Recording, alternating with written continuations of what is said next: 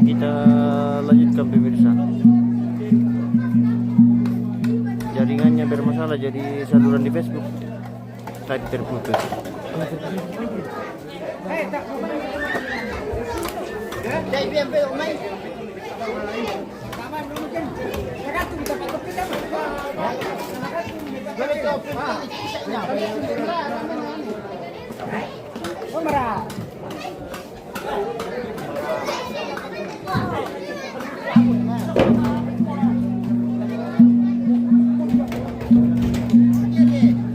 Nah, jadi ini jalan untuk Mas Randang.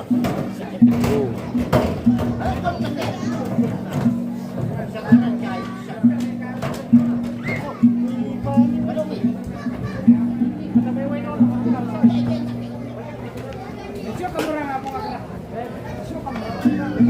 Putus-putus jaringan pemirsa, jadi mohon maaf jika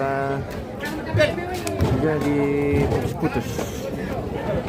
Tak pernah rendah bang, coba tasu-tasu juga besok.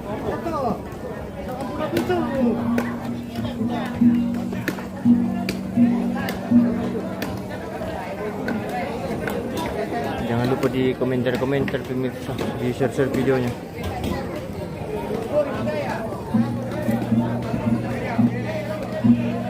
Selamat bergabung yang baru masuk. Rizky Pratama, pagi bosku, ya selamat pagi. Mana Pak Kareba penggawa?